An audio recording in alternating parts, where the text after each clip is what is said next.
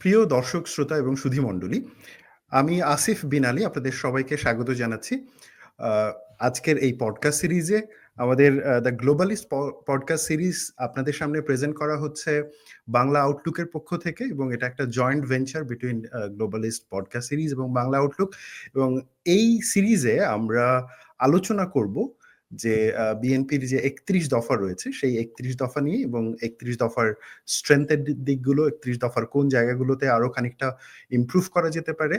এবং সেই বিষয়ে আমরা পরিকল্পনা করেছি যে আগামী কয়েকদিনে অনেকগুলো সিরিজ ইন্টারভিউ আয়োজন করেছি, এবং এই ইন্টারভিউগুলোর মাধ্যমে আমরা অর্থনৈতিক, সামাজিক এবং রাজনৈতিক ক্ষেত্রে যারা এক্সপার্ট রয়েছেন তাদেরকে আমন্ত্রণ জানাবো ৩১ দফা নিয়ে আমাদের সাথে আলাপ আলোচনা করবার, যুক্ত হওয়ার জন্য।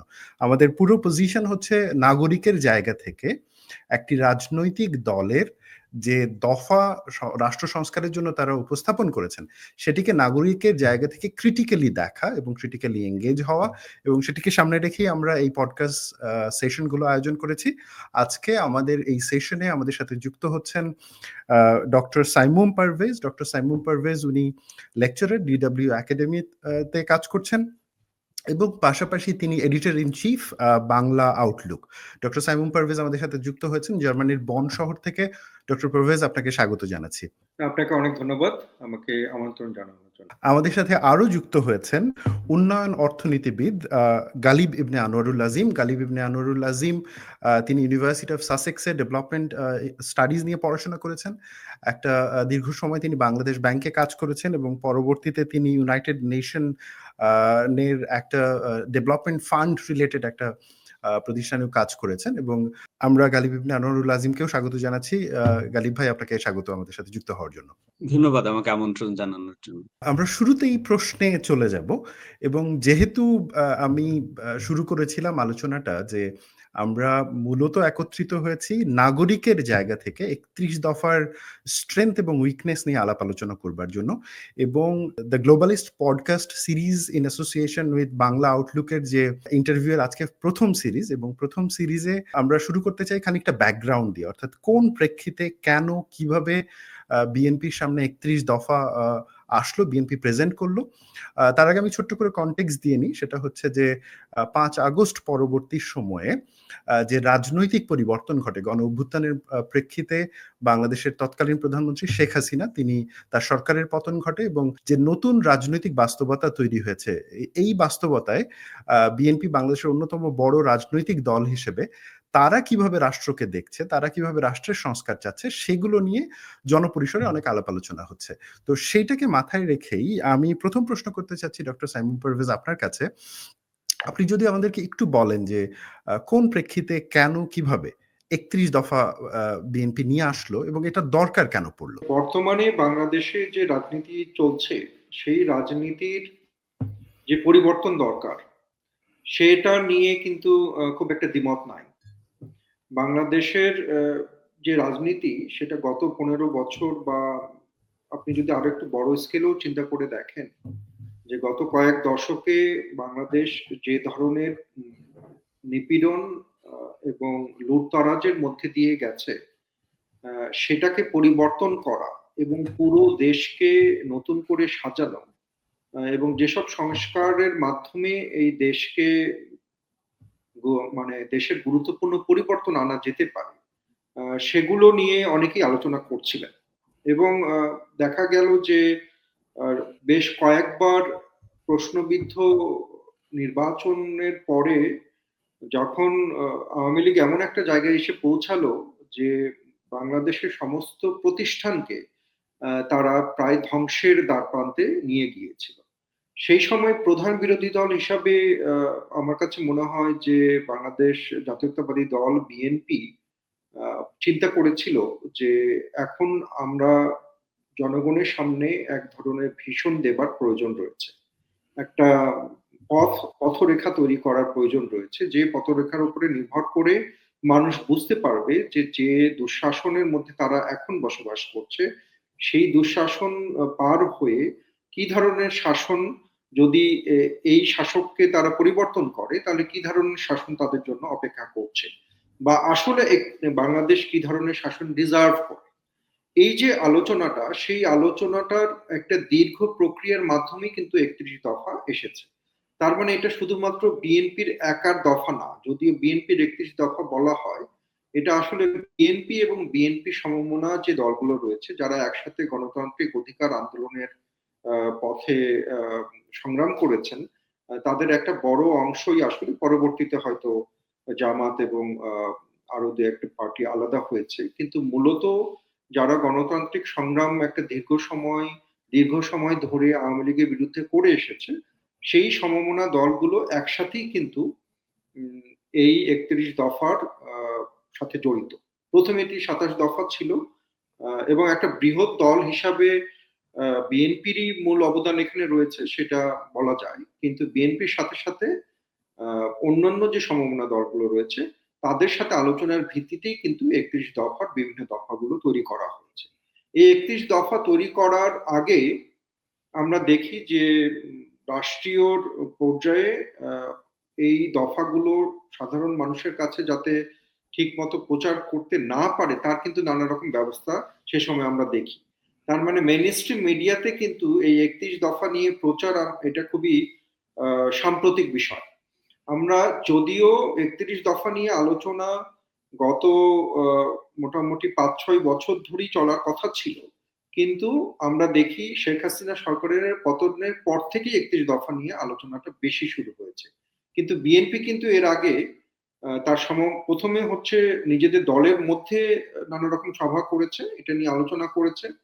দলের মধ্যে যে বিভিন্ন নেতারা যারা যে বিষয় এক্সপার্ট সেই বিষয় নিয়ে তারা আলোচনা করেছে। দলের পক্ষ থেকে নানা ধরনের নাগরিক সমাজ এবং বিশেষজ্ঞদের সাথে যোগাযোগ করে তাদের মতামত নেওয়া হয়েছে, তারপরে এই দফাগুলো তৈরি করা হয়েছে। তার সেই সেকেন্ড স্টেজে আমরা দেখি যে তারা সমমনা দলগুলোর সাথেও ওই বিশেষজ্ঞদের সাথে বসার সাথে সাথে সমমনা দলগুলোর সাথেও সিমিলটেনিয়াসলি তারা এক ধরনের আলোচনায় গিয়েছে। আলোচনায় যাবার পরে যখন 31 দফা তৈরি হয়েছে, তারপরে আমরা দেখি এই 31 দফা নিয়ে প্রত্যেকটা বিভাগীয় শহরে কিন্তু তারা সেমিনারেরও আয়োজন করেছে। এখন আপনি প্রশ্ন করতে পারেন যে এত কিছু এত কর্মযোগ্য হলো, কিন্তু বাংলাদেশের মানুষ তো খুব বেশি কিছু জানতে পারলো না সেই সময়, শেখ হাসিনা পতনের আগে। কারণ একটা বড় কারণ হচ্ছে যে আমাদের মেইনস্ট্রিম মিডিয়াগুলো এটা গুরুত্বের সাথে প্রচার করেনি। আর তারপরে যে কারণটি সেটা হচ্ছে যে বাংলাদেশের নাগরিক সমাজেও 31 দফা নিয়ে খুব বেশি আলোচনা আমরা খেয়াল করি নাই সেই সময়ে। এখন যেটা হচ্ছে, এখন সেটার কারণ কি আসলে সেটা নিয়ে আমরা আলোচনা করতে পারি।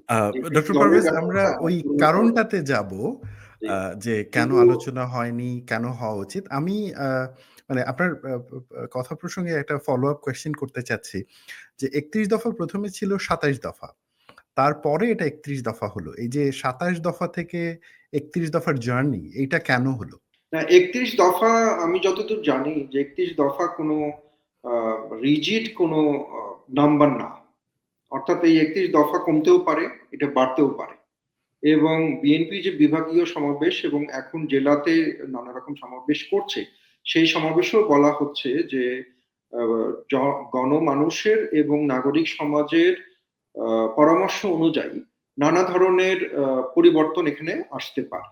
তো প্রথমে যে 27 দফা করা হয়েছিল, তারপরে সমমনা দলের প্রস্তাব এবং বিশেষজ্ঞ ও নাগরিক সমাজের সাজেশন অনুযায়ী বেশ কিছু দফা, অতিরিক্ত 4টি দফা যোগ করা হয়েছে এবং যে 27টি দফা ছিল সেই 27টি দফারও নানা ধরনের শব্দের পরিবর্তন বা দফা ভিত্তিক নানা ধরনের পরিবর্তনও কিন্তু আমরা দেখতে পারি। অর্থাৎ এটা একটা ওপেন প্রসেস। আমি যতটুকু বুঝেছি যে এটা একটা ওপেন প্রসেস এবং তারা নানা রকম প্রতিদিন যে বক্তৃতা দিচ্ছেন সেখানেও কিন্তু অ্যাক্টিং চেয়ারম্যান সহ বিএনপির নেতারাও বলছেন, শীর্ষ পর্যায়ের নেতারা, যে এই 31 দফার পরিবর্তন আনতে তারা পারেন যদি তাদের কাছে মনে হয় যে যৌক্তিক নানা ধরনের পরিবর্তন আনা দরকার বা প্রত্যেকটা দফার মধ্যেও নানা ধরনের সংযোজন বা বিয়োজন করা দরকার রয়েছে, তাহলে সেটা তারা করবেন বলে তারা জানিয়েছে। ধন্যবাদ ডক্টর পারভেজ। আমি এবার মিস্টার গালিব, আমি আপনার কাছে আসবো। ডক্টর সাইমুম বলছিলেন যে ৩১ দফা আসলে কোনো রিজিড দফা নয়। এটা বড় হতে পারে, ছোট হতে পারে। আ এবং আমি আপনার কাছে যে ওপেনিং প্রশ্নটা রাখতে চাচ্ছি, তা হচ্ছে আপনার কি মনে হয় যে ৩১ দফার স্ট্রেংথ টা কোথায়? এবং এইটার আ আ উইকনেস টা কোথায়? আপনি যদি এই জায়গা থেকে একটু শুরু করতেন। জি, ধন্যবাদ। স্ট্রেংথ এর দিকে আমি বলব যে আ মানে BNP attempted to be very comprehensive, like trying to capture everything. আ মোটামুটি আমাদের যা আ উন্নয়ন, সাংবিধানিক এবং নির্বাহী বিভাগ সংক্রান্ত যা কিছু প্রায়োরিটি হওয়া উচিত, তার মোটামুটি সবকিছুই আছে। এখন আ একটা চ্যালেঞ্জ হলো যে পলিটিক্যাল কমিউনিকেশন এ আপনি তো কমিউনিকেশন এক্সপার্ট বা এই সংক্রান্ত একাডেমিয়ায় গবেষণায় আছেন। মানে যখন আমরা খুব বেশি কম্প্রিহেন্সিভ এবং বড় ডকুমেন্ট তৈরি করি, তো তখন এটা গ্রাসরুট এ পলিটিক্যাল কমিউনিকেশন এ একটা খুব মানে অতিরিক্ত আমি বলব যে বোঝা তৈরি করে এবং সেখানে আ মানুষকে বোঝানো যে তাহলে প্রায়োরিটি কোনটা? ৩১ টা যদি আমার লক্ষ্য হয়, এর মাঝে আ কোনটা প্রায়োরিটি, কোনটা আমি ইমিডিয়েটলি অ্যাচিভ করতে চাই, কোনটা শর্ট টার্ম এ, কোনটা মিডিয়াম টার্ম এ, এগুলি নির্ধারণ করা আরেকটা দায়িত্ব হয়ে দাঁড়ায় এবং তার সাথে যেটা হয় যে যেকোনো কর্মসূচিতে, যেকোনো প্ল্যানিং বা স্ট্র্যাটেজি ডকুমেন্টে আ একটা প্রশ্ন থাকতে হয় যে হোয়াট? আমি কি অ্যাচিভ করতে চাইছি? তার সাথে আরেকটা উত্তর থাকতে হয় যে হাউ? কিভাবে এবং কত সময়ের মাঝে সেটা অ্যাচিভ করতে চাইছি? এখন আমি জানি যে সময়ের প্রশ্নটা বিএনপির জন্য উত্তর দেওয়া কঠিন। কারণ তারা তো রাষ্ট্র ক্ষমতায় নেই। সুতরাং যতদিন পর্যন্ত নির্বাচন না হচ্ছে এবং তারা একটা বৃহৎ রাজনৈতিক দল হিসেবে ভূমিকা পালন করছে তখন তাদের ভূমিকা হচ্ছে পলিটিক্যাল প্রেশার গ্রুপ হিসেবে। যে এই এজেন্ডা গুলি সংস্কার এবং নির্বাচনের আগে যা পদক্ষেপ গৃহীত হয় সেখানে যাতে প্রতিফলিত হয় সেটাকে নিশ্চিত করা। রাষ্ট্র ক্ষমতায় গেলে তারপরে তাদের পাবলিক পলিসি মেকিং এ সেগুলিকে অন্তর্ভুক্ত করা। এখন সেই টাইমলাইনটা বিএনপির জন্য এইজন্য এই মুহূর্তে ডিটারমাইন করা ডিফিকাল্ট আমি বুঝি। কিন্তু আমার কাছে মনে হয় যে আ দফা মানে একজন সাধারণ পাঠক হিসেবে মানে এটা একটা দীর্ঘ পার্টিসিপেটরি প্রসেস এবং ডায়ালগ এর মধ্যে দিয়ে গেছে। যেখানে বিএনপি এবং অন্যান্য রাজনৈতিক দলের মধ্যে কথা হয়েছে। সিভিল সোসাইটি এবং তৃণমূলের নেতাকর্মীদের মাঝেও হয়তো মত বিনিময় হয়েছে। কিন্তু আমি যদি এই প্রক্রিয়ার সাথে অন্তর্ভুক্ত থাকতাম, তাহলে আমি ১ম এই যে সাজেশনটা দিতাম যে দফা কোনভাবেই যেন ১০ টার বেশি না হয়। কারণ আপনি দেখবেন যে বাংলাদেশের ইতিহাসে সবচেয়ে স্মার্ট দফা রাজনীতি ছিল কোনটা? ৬ দফা। হুম। আমাদের স্বাধীনতার আগে। হ্যাঁ? তো সেটা যারা প্রণয়ন করেছিলেন তারা ছিলেন মানে তাদের জেনারেশনের smartest economist and a planner. তো তারাও দফা ৬ টার বেশি রাখেন নাই। তো আমার কাছে মনে হয় যে এই ওয়ার্কশপ গুলি যেগুলি তৃণমূলে হচ্ছে বিএনপির বা অন্যান্য সিভিল সোসাইটি বা লোকাল কমিউনিটির সাথে সেখানে কি ফিডব্যাক আসছে আমি জানি না। কিন্তু আমার কাছে মনে হয় যে বিএনপির যেকোনো নেতাকর্মীকে অনেক কষ্ট করতে হবে ২ থেকে ৩ মিনিটে এটার লক্ষ্য মানুষকে বোঝানোর জন্য।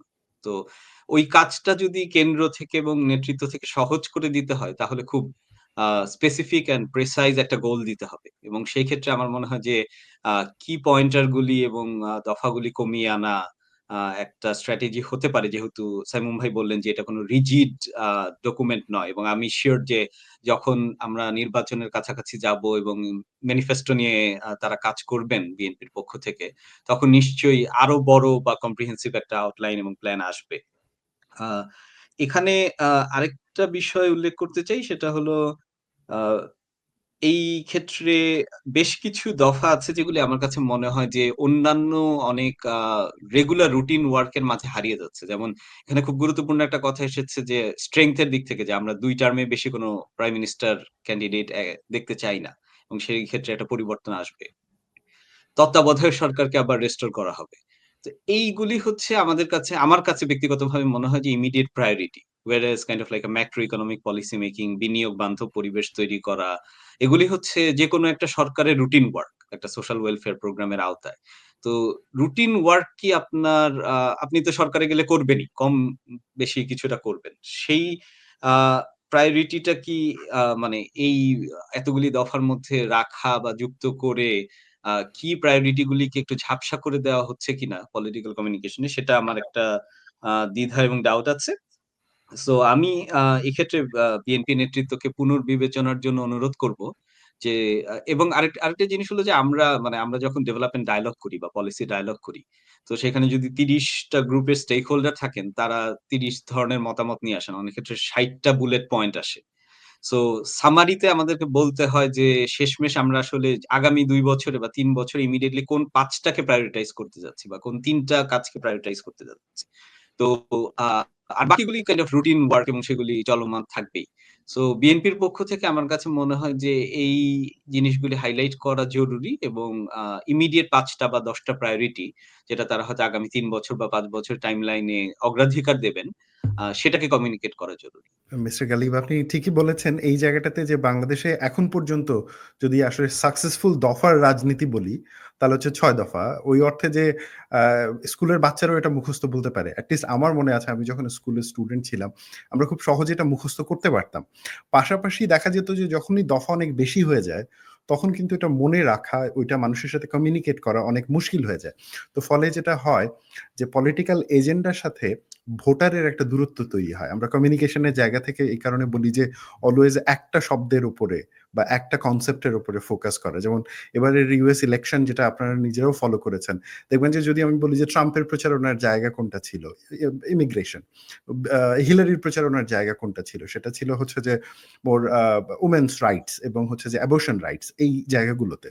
তো এইটা অবশ্যই আমার মনে হয় যে বিএনপিকে একটু ভেবে দেখতে হবে যে আ নিঃসন্দেহে যে দফাগুলো, প্রমিস গুলো করা হচ্ছে, এইটা মানে এটা একটা আশার জায়গা তৈরি করে যে বাংলাদেশে একটা আ একটা প্রোগ্রেসিভ একটা ব্যাপারের দিকে এগিয়ে যাচ্ছে।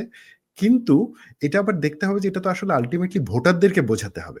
একটা কথা, একটা স্লোগানে, একটা শব্দে কেমন করে ভোটারদেরকে বোঝানো যায়? কারণ ৩১ দফা বললে যাতে ৩১ নাম্বারে সীমাবদ্ধ না থাকে। এমন কিছু একটা কি শব্দ যেটা মানুষ রিলেট করতে পারে। তো এই জায়গা থেকে আমি আলোচনাটা আরেকটু বিস্তারিত পর্যায়ে নিতে চাচ্ছিলাম যে ডক্টর সাইমুম, আপনি নিজে হচ্ছে যে মানে আপনার একটা কাজের বড় জায়গা একাডেমিয়া এবং আপনি নিজে একটা ইউনিভার্সিটিতে পড়াচ্ছেন। আপনার কি মনে হয় যে ৩১ দফাকে আরো কমিউনিকেশন ফ্রেন্ডলি কিভাবে করা যায়? যাতে সাধারণ মানুষ এটা বুঝতে পারে এবং এটার যে অতিরিক্ত যে মেদ রয়েছে, এটাকে কেটে এটাকে আরো প্রিসাইজ করে আ মানে পলিটিক্যাল কমিউনিকেশন এর জায়গা থেকে এটাকে স্মার্ট করা যায় আরো। হ্যাঁ, ধন্যবাদ। খুবই চমৎকার প্রশ্ন। দেখেন, বাংলাদেশের যে রাজনীতি, সেই রাজনীতিতে আ এক্সপেকটেশন তো অনেক। যখন বাংলাদেশ জাতীয়তাবাদী দল বিএনপি আ এই ৩১ দফা প্রণয়ন করেছিল বা এটা নিয়ে আলোচনা হচ্ছিল, সেই সময়ই আসলে নানা ধরনের স্টেক হোল্ডার নানা জায়গা থেকে এখানে ইনপুট দিয়েছে। যেটা ওই আপনাদের আলোচনাতেও এসেছে। তো এখন রাজনৈতিক দলকে হচ্ছে অনেক ধরনের স্টেক হোল্ডারকে আসলে খুশি করতে হয়। এটা একটা বিষয়। আর আরেকটা বিষয় হচ্ছে যে পলিটিক্যাল কমিউনিকেশন এর জায়গা থেকে অবশ্যই আপনি যদি যত বেশি সিম্পল করবেন, যত কম দফা থাকবে, আ যত হচ্ছে মেদমুক্ত থাকবে, যত সহজে মানুষের কাছে পৌঁছাবে, তত এটা কার্যকরী হবে। এটা ঠিক আছে। কিন্তু আমার কাছে মনে হয় ৬ দফার সাথে এই ৩১ দফার একটা কিছু পার্থক্য রয়েছে। পার্থক্য হচ্ছে যখন আপনার দেশের আ বা আপনার স্ট্রাগল এর মূল ভিত্তি হচ্ছে স্বাধীনতা অর্জন বা ৬ দফাতে তো মূলত স্বায়ত্তশাসনের অর্জন। তো এই স্বায়ত্তশাসনের অর্জন তখন আসলে বাকি বিষয়গুলো অফসেট হয়ে যায়। বাকি বিষয়গুলো অত বেশি আপনাকে গুরুত্ব দেওয়ার প্রয়োজন পড়ে না। কারণ আপনি যখন স্বাধীনতা অর্জন করবেন তখন হয়তো বাকি বিষয়গুলোকে বেশি আপনি গুরুত্ব দিবেন। তো এই ক্ষেত্রে আমরা উম আমাদের নিজেদের স্বাধীন দেশে আমরা বসবাস করছি। আপনি এক অর্থে বলতে পারেন যে শেখ হাসিনাকে এবং শেখ হাসিনার যে রেজিম, সেই রেজিমকে সরিয়ে দেওয়া এক ধরনের স্বাধীনতা আমাদের জন্য। যেটা অনেকে এটাকে ২য় স্বাধীনতাও বলছেন। তো সেই দিক থেকে আপনি বলতে পারেন যে আমরা হয়তো মূল যে রাষ্ট্রের ভিত্তিগুলো রয়েছে, যেমন সংবিধান সংস্কার কমিশনের কথা বলা হয়েছে, তারপরে হচ্ছে তত্ত্বাবধায়ক সরকার পুনঃপ্রতিষ্ঠার কথা বলা হয়েছে, রাষ্ট্রীয় ক্ষমতার ভারসাম্য প্রতিষ্ঠা করার কথা বলা হয়েছে, যেটা খুবই গুরুত্বপূর্ণ। তারপরে প্রধানমন্ত্রীর দায়িত্ব কতবার হবে, দায়িত্ব পালনের যে সময়সীমা নির্ধারণ সেটা করা হয়েছে। আইনসভায় উচ্চ কক্ষের যে প্রবর্তন সেটা একটা গুরুত্বপূর্ণ পরিবর্তন, সেটার কথা বলা হয়েছে।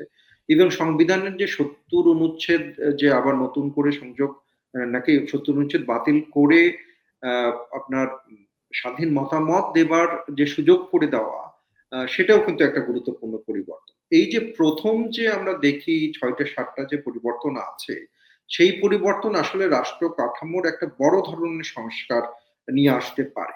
অর্থাৎ আমার কাছে মনে হয় যে বাকি যে পরিবর্তনগুলো রয়েছে, যেগুলো অনেক বেশি বিষয় ভিত্তিক পরিবর্তন, সেই পরিবর্তন বা সেই দফাগুলো হয়তো অন্যভাবে উপস্থাপন করা যেতে পারে। কিন্তু সেগুলো গুরুত্বপূর্ণ দফা। কারণ সাধারণ যে মানুষ রয়েছে, সাধারণ মানুষ কিন্তু খুব বেশি রাষ্ট্র কাঠামো নিয়ে চিন্তা করে না। সাধারণ মানুষ খুব বেশি দেশের কার ক্ষমতা কিরকম হবে সেটার চাইতে তারা অবশ্যই এটা নিয়ে চিন্তা করে, এবং বাংলাদেশের মানুষ রাজনীতি সচেতন। কিন্তু আপনি যদি এক ধরনের তুলনামূলক বিশ্লেষণ করেন তাহলে দেখবেন যে তাদের জীবনের সাথে প্রতিদিনের যে জীবন, সেই জীবনের সাথে যে বিষয়গুলো জড়িত, যেমন এটা খাদ্য হতে পারে, এটা বাসস্থান হতে পারে, এটা স্বাস্থ্য হতে পারে, চাকরির সুবিধা হতে পারে ইত্যাদি। এগুলো কিন্তু মানুষের জন্য অনেক গুরুত্বপূর্ণ। একটি রাজনৈতিক দল হিসাবে এবং রাজনৈতিক দলের নেতারা আসলে মানুষের সাথে এই সংযোগের যে সুবিধা এবং মানুষের সাথে এই সংযোগের যে প্রয়োজনীয়তাটা, সেটা কিন্তু অনেক বেশি গুরুত্ব দেন। যে কারণেই আমার কাছে মনে হয় যে প্রথম দিকের যে পরিবর্তনগুলো, যেটা রাষ্ট্র কাঠামোর পরিবর্তনের সাথে বেশি যুক্ত, সেই পরিবর্তনগুলোই মূল পরিবর্তন। রাষ্ট্র কাঠামো পরিবর্তনের যে সংস্কার, সেই সংস্কারটাই মূল সংস্কার। কিন্তু পরবর্তী যে সংস্কারগুলো রয়েছে, সেগুলো হয়তো সাধারণ মানুষের সাথে যোগাযোগ স্থাপন করার জন্য গুরুত্বপূর্ণ দফা, এবং সেটা সেটা আসলে তারা যেটাকে গুরুত্বপূর্ণ হিসেবেই দেখছে একটি দল হিসাবে, সেটা প্রতিষ্ঠা করার জন্য এই দফাগুলো সেখানে রয়েছে। কিন্তু এখানে আপনি একটা আমরা যেহেতু রাজনৈতিক যোগাযোগ নিয়ে কথা বলছি, এটা একটা মানে এরকমও করা যেতে পারতো। সেটা হচ্ছে যে কয়েকটা আপনি ফেজে আপনি দফাগুলো ভাগ করতে পারতেন। থিমেটিক কয়েকটা ভাগ করতে পারতেন। ১ম দফাটা, ১ম যে অংশগুলো যেখানে আমরা আ রাষ্ট্রীয় ক্ষমতা ভারসাম্যের কথা বলছি, বাইক্যামেরাল লেজিসলেচার এর কথা বলছি, আ সাংবিধানিক যে পরিবর্তন, সেই পরিবর্তনের কথা বলছি। সেটা একটা রাষ্ট্র কাঠামো সংস্কারের একটা ফেজ আমরা দেখতে পারতাম। এটা একটা পার্ট আমরা করতে পারতাম। তারপরে হচ্ছে যে বিভিন্ন থিমেটিক ধরে আমরা হচ্ছে বাকি সংস্কারগুলো এখনো আমার কাছে মনে হয় এই স্কোপটা রয়েছে। যদি বিএনপি সেভাবে চিন্তা করে, তাহলে রাজনৈতিক যোগাযোগের ক্ষেত্রে আরো বেশি এটা কমিউনিকেটিভ হবে, এবং এটা আমি আসলে আপনাদের সাথে একমত। এবং আরেকটা এই প্রসঙ্গে আমি ছোট্ট একটা মন্তব্য করি, সেটা হচ্ছে যে কিছুদিন আগেই ৫ই আগস্টের পরেই আমি দেখেছি যে ছাত্রদের মধ্যেই অনেকে বা নাগরিক সমাজের মধ্যে অনেকে সংস্কারের যখন প্রশ্ন এসেছে, তখন অনেকেই বলতেন যে বিএনপির তো কোনো সংস্কার পরিকল্পনা নাই। তো এইটা কিন্তু আমরা যারা রাজনৈতিক যোগাযোগ নিয়ে কাজ করি তাদের জন্য একটা গুরুত্বপূর্ণ বিষয়, যে একটা দল গত ৪-৫ বছর ধরে এতগুলো দফা নিয়ে কাজ করছে। এবং এই এত গুরুত্বপূর্ণ রাষ্ট্রের কাঠামোর পরিবর্তনের কথা বলছেন। কিন্তু সেই পরিবর্তনের কথাগুলো কেন মানুষের কাছে পৌঁছায়নি বলে তারা বলছেন যে বিএনপি আসলে সংস্কারের কথা বলেন না বা বলে না বিএনপির নেতারা। কিন্তু আসলে আমরা দেখি সত্যিকারের যে সিচুয়েশন, সেই সিচুয়েশন বিশ্লেষণ করলে আমরা দেখি যে বিএনপি আসলে গত ৫ বছর ধরেই এই ধরনের বড় পরিবর্তনের কথা বলে আসছে, এবং এখনো আমাদের অবস্থার দৃষ্টে যেটা মনে হচ্ছে যে তারা এই ধরনের পরিবর্তন আসলে সিরিয়াসলি করতে চাচ্ছেন। বিশেষ করে উচ্চকক্ষ বা রাষ্ট্র ক্ষমতার ভারসাম্য বা সাংবিধানিক পরিবর্তন ইত্যাদি নানা ধরনের পরিবর্তনের কথা কিন্তু তারা প্রত্যেকটা ডিভিশনাল এবং ডিস্ট্রিক্ট যে ওয়ার্কশপ গুলো তারা করছেন সেখানে প্রত্যেকে বলছেন। তারা সাধারণ সমর্থকদেরও এই বক্তব্যের সাথে একমত করার প্রচেষ্টা তারা চালাচ্ছেন। অতএব মনে হচ্ছে যে এই দলটি সিরিয়াসলি এই ধরনের পরিবর্তন করার চিন্তা করছেন। কিন্তু আমি আপনাদের সাথে একমত যে এটা আরো অনেক বেশি কমিউনিকেটিভ করা দরকার রয়েছে, এবং সাধারণ মানুষ যাতে এটার সাথে আরো বেশি কানেক্ট করতে পারে, নাগরিক সমাজও যাতে এটার সাথে কানেক্ট করতে পারে এবং তাদের মতামতগুলো দিতে পারে, সেটার ব্যবস্থা নেওয়ারও দরকার রয়েছে। এবং আমি আশা করি যে বাংলাদেশ ন্যাশনালিস্ট পার্টি বিএনপি সেটাকে গুরুত্বপূর্ণ বিষয় হিসেবে দেখবেন। ডক্টর পারভেজ, আমি আপনার এই পয়েন্টের প্রসঙ্গে একটা ছোট্ট ফুটনোট দিয়ে নিই। হ্যাঁ, ফুটনোটটা হচ্ছে যে আমি যখন এই ইন্টারভিউর প্রস্তুতি নিচ্ছিলাম, আমি তখন গুগলে সার্চ করছিলাম, খুবই র্যান্ডম সার্চ। আমি দেখার চেষ্টা করছিলাম যে ৩১ দফা নিয়ে কি ধরনের ক্রিটিক্যাল এনগেজমেন্ট হয়েছে? কারণ যেহেতু ৩১ দফার তো টার্গেট গ্রুপ রয়েছে। এটার একটা টার্গেট গ্রুপ যেমন সাধারণ জনগণ, আবার এটার আরেকটা টার্গেট গ্রুপ হচ্ছে যে পলিসি মেকার যারা রয়েছেন তারাও।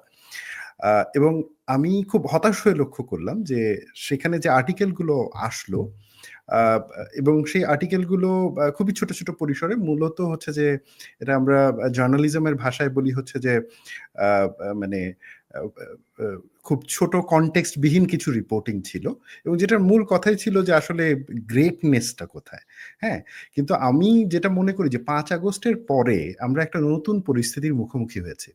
এই পরিস্থিতিটা হচ্ছে যে জনগণকে ক্ষমতার অংশ ভেবে পলিটিক্যাল পার্টিগুলোকে অ্যাক্ট করার যে দাবি জনগণের এতদিন ধরে ছিল, ওইটা কিন্তু ৫ আগস্টের পরে অনেক স্ট্রং ভাবে প্রতিষ্ঠিত হয়েছে।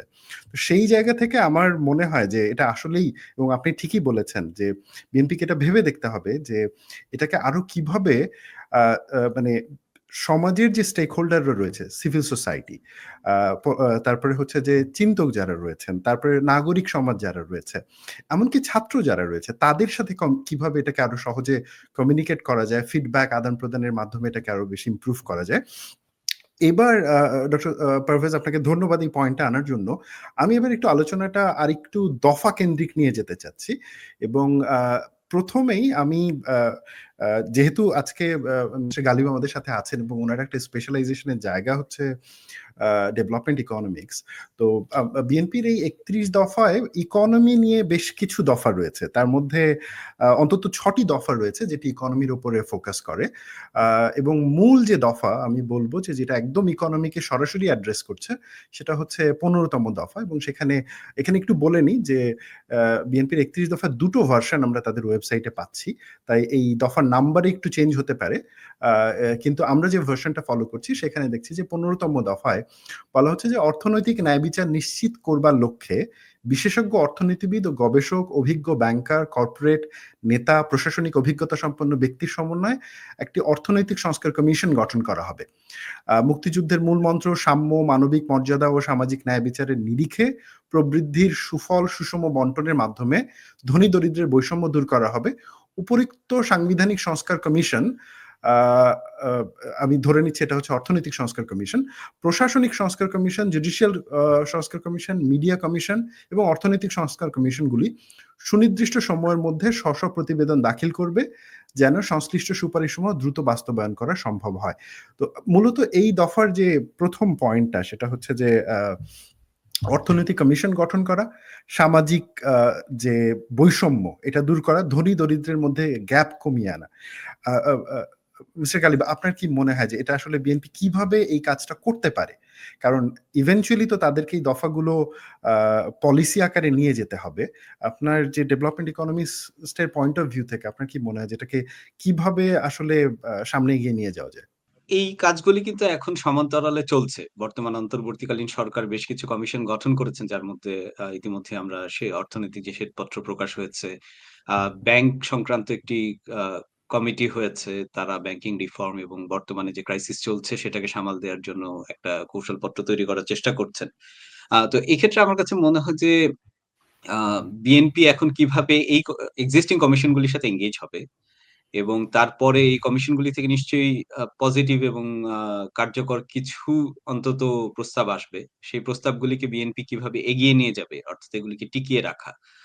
সেটার বিষয়ে এনগেজ হওয়া এবং আলোচনা এগুলোতে অংশগ্রহণ করা, তার সাথে একটা রূপরেখা দেওয়া যে এই কমিশনগুলি যে রিপোর্টগুলি দিচ্ছে তার মাঝে কোন প্রস্তাবগুলিকে বিএনপি তাদের ইমিডিয়েট প্রায়োরিটি হিসেবে মনে করছে।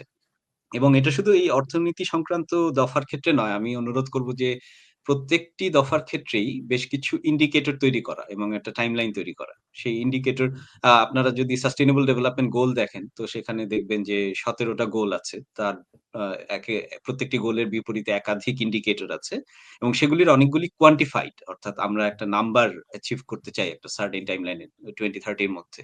তেমনি বিএনপিরও আমি অনুরোধ করব যে এইখানে সবগুলি দফা কোয়ান্টিফাই করা সম্ভব না। কিন্তু অনেকগুলি দফার ক্ষেত্রেই টাইমলাইন দেওয়া সম্ভব।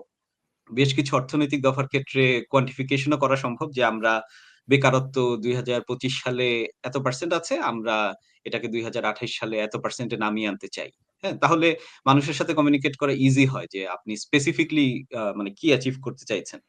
আর আমাদের আরেকটা আমি এটা কিছুটা হাস্যরস করে থাকি যে আমাদের একটা প্রবণতা আছে কিছু হলে একটা কমিশন গঠন করে ফেলার প্রস্তাব করা। বাংলাদেশে প্রচুর কমিশন হয়েছে, তাদের বেশ অনেক ভালো, ভালো রিপোর্টও আছে এবং সেই রিপোর্টগুলির কোনো অ্যাকশন হয় নাই অনেক ক্ষেত্রেই। এবং অ্যাকশন হয় নাই নানান ধরনের রাজনৈতিক সদিচ্ছার অভাবে। তো সব ক্ষেত্রেই আমি নতুন কমিশন করার প্রস্তাবকে আসলে এইজন্য খুব কার্যকর এবং সেটা অনেক ক্ষেত্রে আমাদের অ্যাকশনকে ডিলে করে। তো আমার কাছে মনে হয় যে বর্তমান অন্তর্বর্তীকালীন সরকার যে অর্থনৈতিক কমিশনগুলি বা কমিটিগুলি গঠন করেছেন, তাদের অনেকগুলি ফ্রেমওয়ার্ক এবং প্রস্তাবকে বিএনপি এগিয়ে নিয়ে যেতে পারে।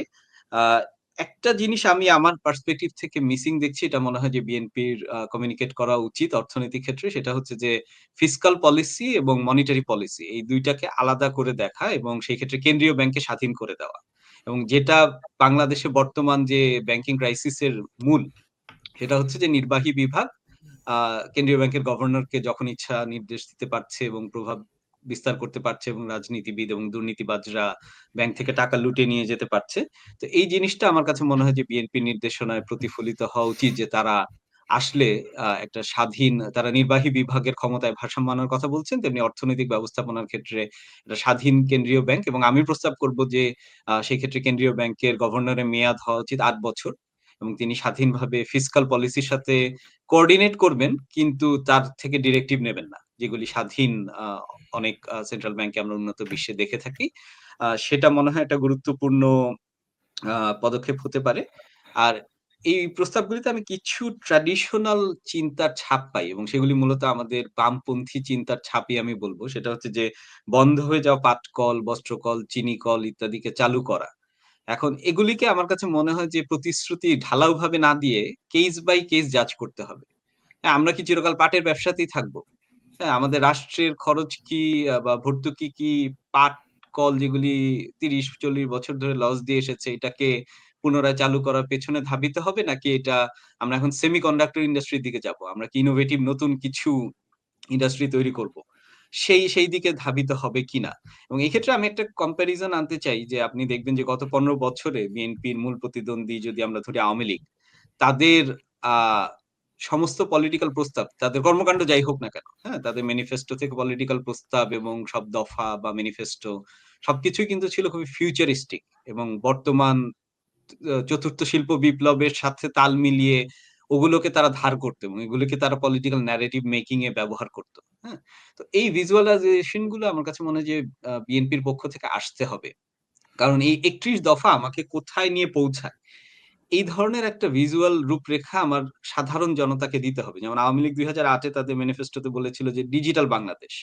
খুব ক্লিয়ারলি হয়তো কিছু কমিউনিকেট করে না। কিন্তু আ আপনাকে একটা ভিশন দেয় যে ঠিক আছে সবার হাতে মোবাইল থাকবে, ইন্টারনেট কানেক্টিভিটি থাকবে, আ ডিজিটাল যোগাযোগ সহজতর হবে। তারপরে ধরেন তারা নিয়ে আসলো স্মার্ট বাংলাদেশ। হয়তো খুব ভালোভাবে সবাই ব্যাখ্যা করতে পারবে না। কিন্তু একটা মানে একটু চকমকে ন্যারেটিভ তারা তৈরি করার চেষ্টা করছে। বা একসময় সম্ভবত এটা ২০১৮ সালে তাদের ম্যানিফেস্টোর স্লোগান ছিল যে, "গ্রাম হবে শহর।" সো একজন গ্রামের বা মফস্বলের মানুষ ইমাজিন করতে পারে যে তাহলে ঠিক আছে বড় আ সিটি কর্পোরেশন গুলি যে সুবিধা পায়, এরকম সুবিধা হয়তো আমার চারপাশে তৈরি হবে আগামী ৫ বছরে। তো বিএনপির ক্ষেত্রে আমি বলব যে এই ধরনের ৩১ দফার আ সম্মেলন স্থল কোথায় গিয়ে মিলবে এবং সেটার একটা ভিজুয়াল রূপরেখা কি হবে? সেটাকে আসলে বাস্তবে কল্পনা করলে কেমন দেখাবে? কারণ সাধারণ মানুষ তো আর ৩১ দফার টেক্সট পড়ে না এবং তাকে আপনি বোঝানোর জন্য এত সময়ও পাবেন না। তো সেইটার একটা ভিজুয়াল রূপরেখাও আমার মনে হয় এই কমিউনিকেশন এ আসা উচিত। আ ডক্টর পারভেজ, আপনার মতামত কি এক্ষেত্রে? না, মিস্টার আজিম অনেকগুলো গুরুত্বপূর্ণ বিষয় এখানে নিয়ে এসেছেন এবং আমার কাছে মনে হয় বিএনপির নীতি নির্ধারকরা আ এই বিষয়গুলো নিয়ে চিন্তা করার প্রয়োজন রয়েছে তাদের। আমি যদি কিছু এড করি যে বিএনপির এই যে ৩১ দফার মধ্যে অর্থনীতি বিষয়ক যে প্রস্তাবগুলো, সেই প্রস্তাবগুলোতে আমার কাছে মনে হয় সদিচ্ছার অভাব নাই। কিন্তু প্রবলেম যেখানে সেটা হচ্ছে যে আপনার প্যাকেজিংটা কিরকম? এর আগে সরকারে আমরা উল্টা ঘটনাটা দেখেছি। সেটা হচ্ছে যে প্যাকেজিংটা অনেক সুন্দর ছিল। কিন্তু ভিতরে যে কনটেন্ট, সেই কনটেন্টটা বা সদিচ্ছাটা কখনোই ছিল না। বরং ইচ্ছাটা ছিল যে কিভাবে দেশে টাকা-পয়সা লুটপাট করে এবং সেই লুটপাট শত কোটির লুটপাট না, হাজার কোটির লুটপাট। আমরা দেখেছি যে তাদের উন্নয়নের যে রূপরেখা, সেই রূপরেখাটা আসলে তৈরি করা হতো দুর্নীতির রূপরেখা হিসাবে। তার মানে কে কত কত হাজার কোটি টাকা লুটপাট করতে পারবে সেই অনুযায়ী কিন্তু উন্নয়নের ওই বিভিন্ন পরিকল্পনা করা হতো। যত ধরনের মেগা প্রজেক্ট আমরা দেখেছি, সমস্ত মেগা প্রজেক্ট আসলে মেগা দুর্নীতির একটা অজুহাত। কিন্তু এই দুর্নীতির অজুহাতকে জনগণের সামনে চমৎকার ভাবে প্যাকেজিং করার দরকার ছিল। এই দরকার না হলে তো উন্নয়নের ন্যারেটিভটা এত গুরুত্বপূর্ণ ভাবে তাদেরকে এই দীর্ঘ শাসনামলে একটা জাস্টিফাই করতো, তাই না? কিন্তু তার মানে এই না যে প্যাকেজিং এর মোটেও হচ্ছে কোনো ধরনের গুরুত্ব নাই। অবশ্যই প্যাকেজিং এর গুরুত্ব আছে। যে কারণেই সদিচ্ছা থাকা সত্ত্বেও বিএনপির ৩১ দফা বা অর্থনৈতিক এই পরিকল্পনাগুলো যতটুকু জনপ্রিয় হওয়ার কথা ছিল, যতটুকু মানুষের মুখে মুখে ফেরার কথা ছিল, ততটুকু কিন্তু আমরা খেয়াল করছি না। এটার একটা বড় কারণ হচ্ছে রাজনৈতিক যোগাযোগের ক্ষেত্রে এবং ওই যে নানা রকমের যে ওই যে বাজ ওয়ার্ড রয়েছে, প্রচলিত এখনকার পৃথিবীর যে ওয়ার্ড রয়েছে, সেই শব্দগুলোকে নিয়ে আসা এবং সেই কনটেক্সট অনুযায়ী হচ্ছে দফাগুলোকে বা তাদের যে বিভিন্ন রকম পরিকল্পনা রয়েছে সেই পরিকল্পনাগুলো সাজানো। এখন আমি অবশ্যই এই প্যাকেজিং এর গুরুত্ব স্বীকার করি এবং মনে করি যে অবশ্যই এটা কিভাবে প্রেজেন্ট করা হবে সেটা নিয়ে একটা বড় ধরনের কাজ করার প্রয়োজন রয়েছে এই দলটির। ডক্টর সাইমুম, সরি আমি ইন্টারাপ্ট করার জন্য, মানে প্যাকেজিং এর ব্যাপারটা আমরা বুঝলাম। আমি আসলে আপনার কাছ থেকে যে বিষয়টাতে আপনার মতামত জানতে চাচ্ছি সেটা হচ্ছে যে কেন্দ্রীয় ব্যাংকের স্বাধীনতা। কারণ বিএনপির ৩১ দফায় জুডিশিয়াল ইন্ডিপেন্ডেন্সের কথা খুব স্ট্রংলি বলা হয়েছে এবং এটা আসলেই মানে প্রশংসনীয় একটা ব্যাপার যে এইভাবে ক্লিয়ার কাট একটা প্রমিস ওখানে করা হচ্ছে। কিন্তু যখন আমরা ইকোনমির কথা বলছি তখন যে ইকোনমির একটা সেন্ট্রাল ইনস্টিটিউশন যেটা কেন্দ্রীয় ব্যাংক, সেটার স্বাধীনতা নিয়ে আপনার কি মনে হয় যে এটা স্বাধীনতাটা আসলে বিএনপি যদি এই উদ্যোগটা নেয়, এটা কি আমাদের ওভারঅল আমাদের দেশের জন্য ভালো হবে কিনা? দেখেন, আমরা গত শাসনামলে যেটা দেখেছি যে বাংলাদেশ ব্যাংকে আসলে সরকারের দুর্নীতির একটা আখড়াতে পরিণত করা হয়েছে। পৃথিবীতে যত বড় ধরনের ব্যাংক ডাকাতি হয়েছে বা ব্যাংক হেস্ট হয়েছে তার মধ্যে সবচেয়ে বড় একটি মানে ব্যাংকে টাকা চুরির ঘটনা ঘটেছে আমাদের বাংলাদেশ ব্যাংকে, এবং এটা ধারণা করা হয় যে সে সময় বাংলাদেশ ব্যাংকের যে শীর্ষ কর্মকর্তারা ছিলেন তারা এটার সাথে জড়িত না থাকলে এত বড় ধরনের ঘটনা কিভাবে ঘটলো, এটা নিয়ে অনেকেই সন্দেহ প্রকাশ করেন। এখন এই ধরনের ফিনান্সিয়াল ইনস্টিটিউশন, যে ফিনান্সিয়াল ইনস্টিটিউশনটা বাকি সব হচ্ছে ব্যাংকগুলোকে শাসনের মধ্যে রাখবেন, বাকি সমস্ত অর্থনৈতিক প্রতিষ্ঠানকে শাসনের মধ্যে রাখবেন, সেটা অবশ্যই দলীয় বিবেচনায় হওয়া উচিত না। ২ নাম্বার হচ্ছে যে সেটা দলীয় ক্ষমতার অধীনেও থাকা উচিত না। এবং আমি এটার সাথে অবশ্যই একমত যে এমন একটা ব্যবস্থা আমাদের করা উচিত যেই ব্যবস্থার অধীনে সেটা আপনি বাংলাদেশ ব্যাংকের স্বাধীনতা দিয়ে করবেন। আমরা তো অনেক ধরনের স্বাধীনতা দেখেছি, তাই না?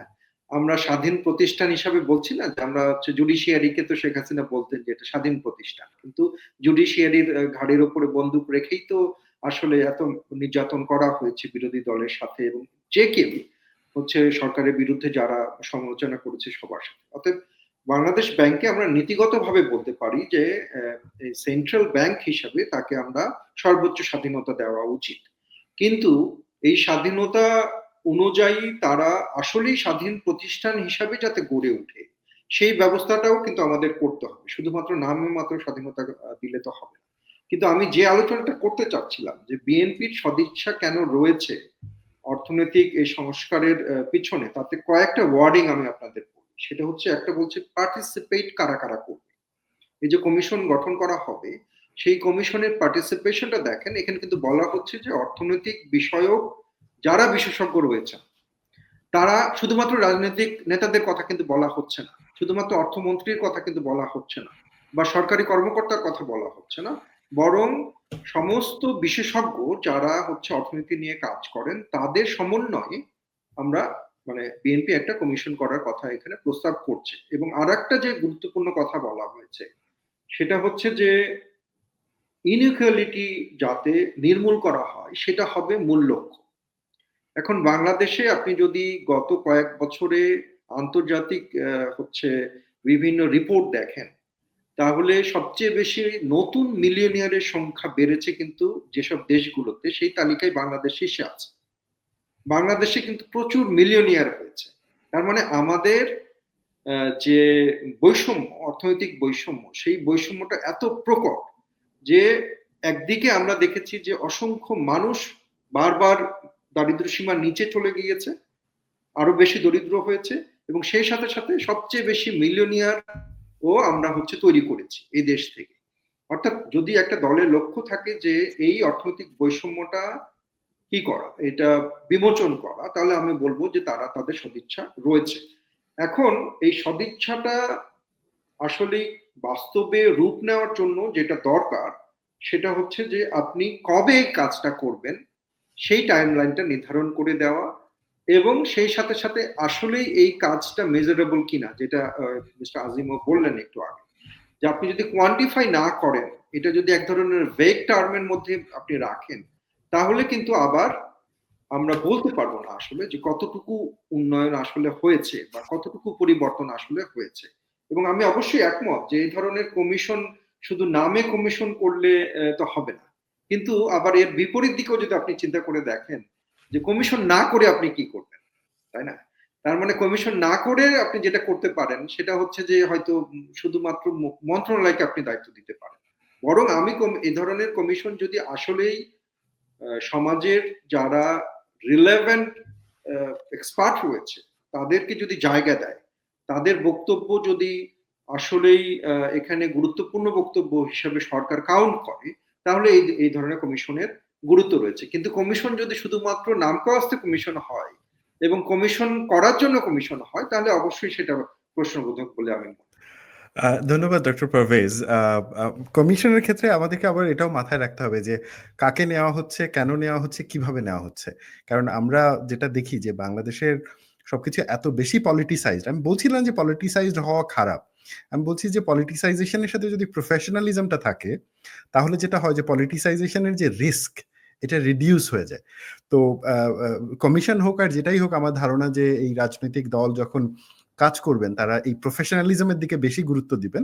পাশাপাশি তাদের তো রাজনৈতিক একটা এজেন্ডা থাকবে, কারণ রাজনৈতিক দল কোনো চ্যারিটেবল অর্গানাইজেশন না, তারা আসছে রাজনীতি করার জন্য এবং সেখানে নিজেদের ক্ষমতা এবং নিজেদের ন্যারেটিভ সিকিউর রাখার জন্য।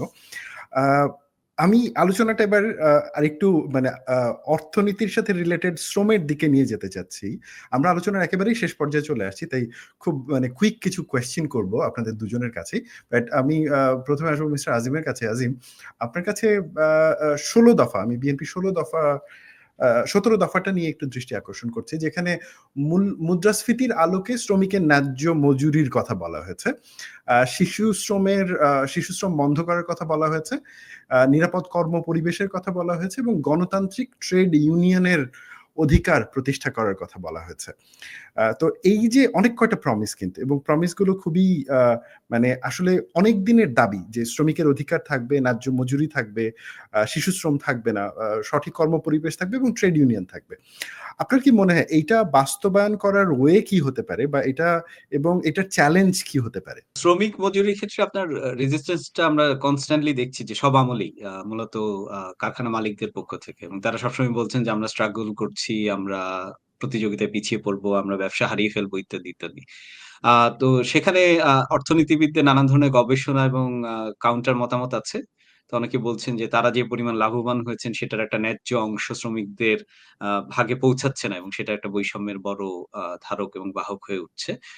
তো সেটার রিভিশন, কিন্তু এটার একটা সমস্যা হচ্ছে যে আমি ব্যক্তিগতভাবে মজুরি এবং এই সংক্রান্ত ক্ষেত্রে রেগুলেটরের ভূমিকাকে সীমিত রাখাই আ মনে করি, এবং সেটা আমাদের সব ক্ষেত্রে ইম্পোজ করা, আমরা যেমন গার্মেন্টস এর মতো বড় সেক্টরের ক্ষেত্রে এটা সরকার নেগোশিয়েট করতে পারে। কিন্তু সব সেক্টরে এবং ইনফরমাল ইকোনমিতে ওই লেভারেজটা আমাদের অর্থনীতিতে আসলে নাই। আমি যেটা অনুরোধ করব যে বিএনপি অথবা যেকোনো সরকারি পরবর্তীতে যারাই আসুক রাজনীতিতে, তাদের একটা অঙ্গীকার হতে হবে যে ইন প্যারালাল যদি মালিকরা মজুরির ক্ষেত্রে ফুললি এগ্রি নাও করেন, কারণ নেগোসিয়েশনে যেটা হয় যে শ্রমিকরা হয়তো দাবি করছেন 100%, মালিকরা হয়তো এগ্রি করছেন 60%, বাকি 40% ঘাটতি থেকে যাচ্ছে এবং বড় আকার ইনফ্লেশনের কারণে সেটাও দ্রুত ওয়াইপড আউট হয়ে যাচ্ছে। সো আমি যেটা অনুরোধ করব, ব্যাপক আকারে সোশ্যাল ওয়েলফেয়ার প্রোগ্রাম চালানো, এবং সেটা সরকারের আরবান এবং ইন্ডাস্ট্রিয়াল অঞ্চলে কিছু এখনো আছে যে সুলভ মূল্যে তাদেরকে নিত্য প্রয়োজনীয় খাদ্যপণ্য সাপ্লাই করা, এর সাথে আরেকটা বড় আকারে আমার মনে হয় গড়ে তোলার পরিকল্পনা করা উচিত। সেটা হচ্ছে যে বিশেষ করে আমাদের নারী শ্রমিকদের জন্য যে স্বাস্থ্যসেবা শিল্পাঞ্চলগুলিতে এবং শিশুদের জন্য স্বাস্থ্য এবং পুষ্টি সেবা।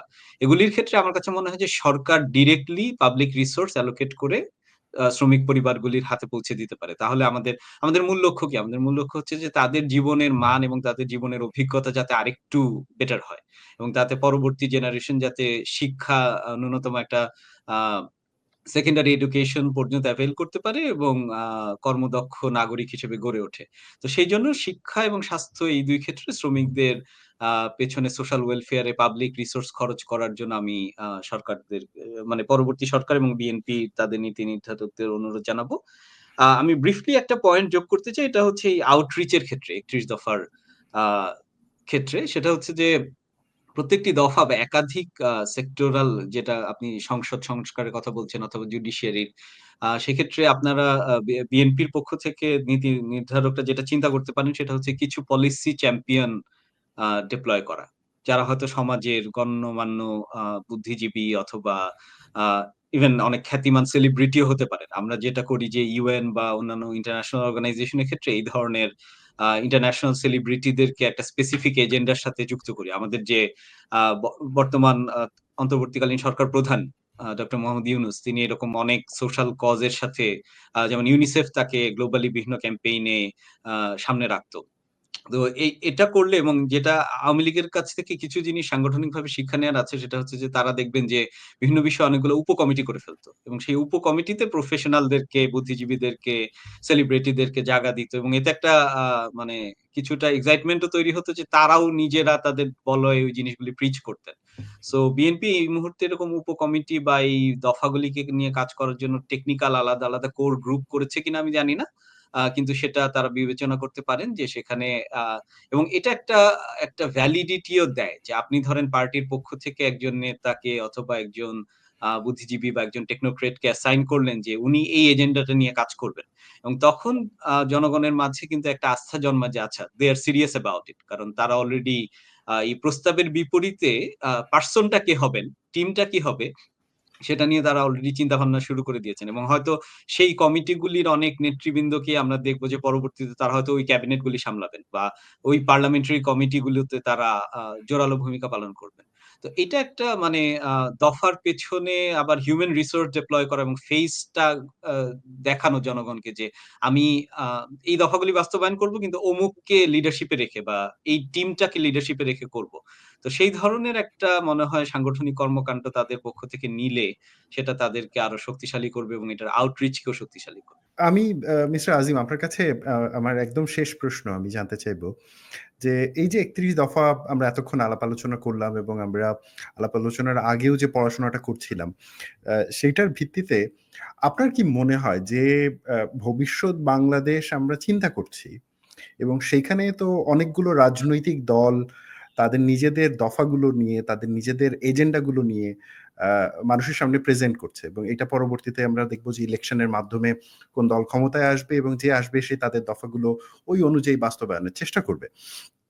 বাংলাদেশে এখনকার যে রাজনৈতিক বাতাবরণ সেইখানে যে দলগুলো অ্যাক্টিভ রয়েছে বা যে দলগুলো অ্যাক্টিভ হতে চলেছে তাদের মধ্যে আপনার কি মনে হচ্ছে যে একমাত্র কি বিএনপি একটা দফা কেন্দ্রিক সামনে এগিয়ে যাচ্ছে নাকি অন্যান্য রাজনৈতিক দলগুলো একটা সিমিলার পলিসি কেন্দ্রিক ওয়েতে এগোচ্ছে?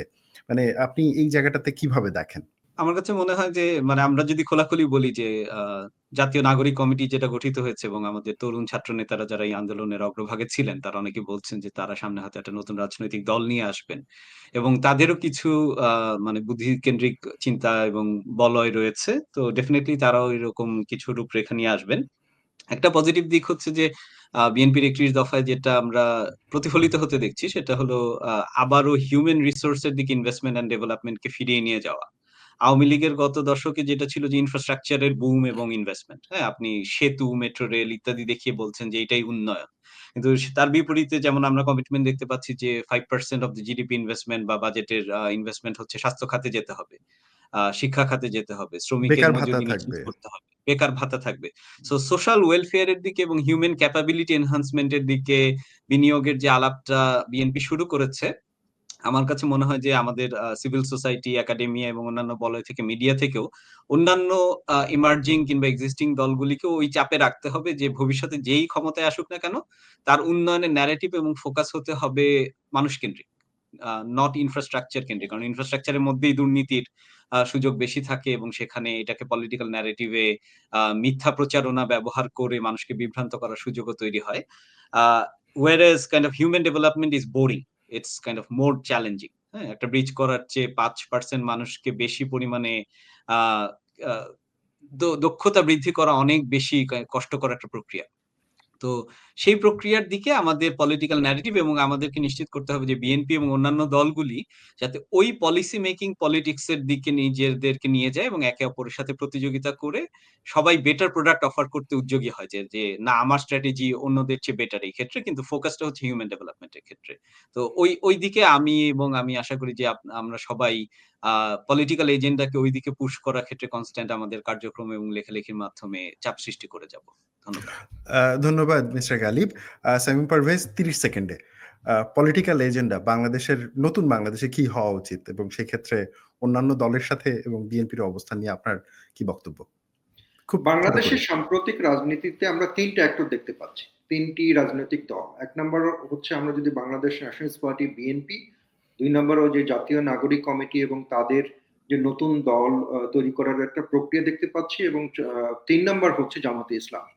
এতক্ষণ আমরা বিএনপির 31 দফা নিয়ে আলোচনা করলাম। এখন আমি যদি সরাসরি বলি যে জামাত ইসলামীর আসলে রাষ্ট্র ক্ষমতায় তারা যদি আসেন, তাদের পলিসি কি, তাদের উইমেন এম্পাওয়ারমেন্ট নিয়ে তাদের অবস্থান কি, তাদের তারা যে বলছেন যে বিভিন্ন শিল্প উন্নয়ন যে হবে, ব্যাংকিং খাতে যে তারা কি নতুন ধরনের কোনো ব্যবস্থা নিয়ে আসবেন, সেটা কি ইন্টারেস্ট ফ্রি হবে বা কি ধরনের ব্যবস্থা আসবে, বা আমাদের এই যে রাষ্ট্র কাঠামোর কথা নানা রকম আলোচনা আমরা শুনছি, রাষ্ট্র সংস্কারের কথা শুনছি, এ বিষয়ে আসলে জামাতে ইসলামের পলিসি কি, জামাতে ইসলামের ফরেন পলিসি আসলে কি হবে, ভারতের প্রতি তার পলিসি কি হবে, আমেরিকার প্রতি কি হবে, চায়নার প্রতি কি হবে, পাকিস্তানের প্রতি কি হবে, এর কোনো আলোচনা কিন্তু আমরা কখনো দেখতে পাই না। একইভাবে আমরা যদি জাতীয় নাগরিক কমিটির কথা বলি, তো জাতীয় নাগরিক কমিটির বেশ কিছু বা বৈষম্য বিরোধী যে শিক্ষার্থীরা রয়েছে, যেমন হাসনাত জিয়া রয়েছেন, তিনি একবার বলেছিলেন মনে হয় যে তিনি যা বলেন তারেক রহমান আবার তাই নাকি বলেন। কিন্তু এই যে কথাটা, সেখানে কিন্তু একটু বোঝাপড়ার অভাব রয়েছে। কারণ এই বাংলাদেশ ন্যাশনালিস্ট পার্টি কিন্তু গত 5 বছর ধরে এই পরিবর্তন গুলোর কথা বলে আসছে। তো এই কারণে আমাদেরও এক্সপেকটেশন, যদি ছাত্রদের, শিক্ষার্থীদের একটি নতুন দল তৈরি করা হয়, জাতীয় নাগরিক সমাজ এবং জাতীয় নাগরিক কমিটি যদি নতুন দল তৈরি করা হয়, তারা আসলে আর কি চিন্তা করছেন, তারা রাষ্ট্র কাঠামো, তারা যে সংস্কারের কথা বলছেন, তারা বলছেন সংস্কার আগে বা নির্বাচন পরে ইত্যাদি নিয়ে নানা রকম আলোচনা চলছে। এই সংস্কার প্রস্তাবে আসলে কি কি আছে, তারা কি উচ্চকক্ষ চান, তারা কি ক্ষমতার ভারসাম্য চান, যদি চান তাহলে কিভাবে চান, তারা বিএনপি যে দফার কথা বলেছে গত 4-5 বছর ধরে বলে আসছে, সেটা থেকে তাদের এই পরিকল্পনা কি আলাদা, বা সংস্কারই যদি তারা করে নির্বাচন করতে চান, এই সংস্কার প্রক্রিয়ার মধ্যে কি কি তারা চান, সেটা পরিষ্কার করে বলা উচিত বলে আমি মনে করি। এবং সবশেষে আমি যেটা বলবো যে আমাদের এই যে পরিবর্তন, অর্থনৈতিক পরিবর্তন, সেই পরিবর্তন যাতে ভিজিবল ইনফ্রাস্ট্রাকচার ডেভেলপমেন্ট না হয়, বড় বড় ব্রিজ বা টানেল তৈরি করার চাইতে সেগুলো কিছু কিছু ক্ষেত্রে জরুরি, কিন্তু সবচেয়ে বেশি যে গুরুত্বপূর্ণ আমাদের জন্য, সেটা হচ্ছে সোশ্যাল ক্যাপিটাল এবং হিউম্যান ডেভেলপমেন্ট করা, যেটা ধন্যবাদ। এবং আমি শেষ যে লাইনটা বলি সেটা হচ্ছে যে সবসময় কর্তৃত্ববাদী এবং ফ্যাসিস্ট সরকারের সাথে বড় বড় হচ্ছে ইনফ্রাস্ট্রাকচার ডেভেলপমেন্টের একটা সম্পর্ক থাকে। আমরা শেখ হাসিনা গভর্নমেন্টের ক্ষেত্রেও সেটা আমরা দেখেছি। অতএব নেক্সট যে গভর্নমেন্ট আসবে তার কাছে আমাদের দাবি রইবে যে সাধারণ মানুষের উন্নতি যাতে তাদের উন্নয়নের ফোকাসে থাকে, বড় বড় ব্রিজ বা টানেল নির্মাণ নয়। ধন্যবাদ ডক্টর পারভেজ। মিস্টার আজিম, 30 সেকেন্ডে আপনার সমাপনী মন্তব্য। আমি সাইমুম ভাই যেটা বললেন সেটাই পুনরাবৃত্তি করব। সো আমাদের হিউম্যান ডেভেলপমেন্টের জন্য যে রাজনীতি এবং পলিসি মেকিং, সেই দিকে আমাদের আগামীর 1-2 দশকের দিকে ধাবিত হতে হবে। ধন্যবাদ গালিব ইবনে আনোয়ারুল আজিম এবং ডক্টর সাইমুম পারভেজ, আপনাদের দুজনকেই আজকে আমাদের সাথে দ্য গ্লোবালিস্ট পডকাস্ট সিরিজের প্রথম পডকাস্ট বক্তব্য, যেটা অর্গানাইজড হচ্ছে বাংলা আউটলুকের সাথে যুক্ত হয়ে, তাতে অংশগ্রহণ করবার জন্য। আমি যদি খুব ছোট্ট করে আজকের মূল আলোচনার সামারি টানি, তা হচ্ছে যে আমরা যে বাংলাদেশের কথা চিন্তা করছি, যে বাংলাদেশের ভবিষ্যৎ রাজনীতি চিন্তা করছি, সেখানে আশা করি যে রাজনৈতিক দলগুলো তাদের পলিসি নিয়ে মানুষের সামনে আসবে। আমরা মানে ভাবনাটা হচ্ছে যে তারা যখন ক্ষমতায় আসবে, তারা বাংলাদেশকে কেমনভাবে গড়তে চায়, এইটা আমরা সাধারণ ভোটার হিসেবে, নাগরিক হিসেবে জানতে চাই। এবং সেই যে প্রসেসটা, সেই প্রসেসে নাগরিকের অংশগ্রহণ থাকতে হবে। এবং আরেকটা আলোচনার গুরুত্বপূর্ণ টেক অ্যাওয়ে আমাদের এখান থেকে যেটা সেটা হলো যে হিউম্যান ডেভেলপমেন্টের উপরে গুরুত্ব দেওয়া। কারণ যদি মানুষের পরিবর্তন না ঘটে, সমাজের পরিবর্তন না ঘটে, তবে আসলে আমরা যে রাষ্ট্রের যে চিন্তা করছি, মানবাধিকার ভিত্তিক, ন্যায় বিচার ভিত্তিক রাষ্ট্রের কথা চিন্তা করছি, বৈষম্য মুক্ত রাষ্ট্রের কথা চিন্তা করছি, সেই দিকটা আমরা অর্জন করতে পারবো না। তো সেই প্রত্যাশায় আগামী পডকাস্ট দেখবার আমন্ত্রণ জানিয়ে, আমাদের দুজন অতিথিকে আন্তরিকভাবে ধন্যবাদ জানিয়ে আজকে এই পডকাস্ট সিরিজ এখানেই শেষ করছি। আপনারা ভালো থাকবেন এবং আপনাদের মন্তব্য এবং ক্রিটিক্যাল কমেন্টস আশা করব। সবাই ভালো থাকবেন।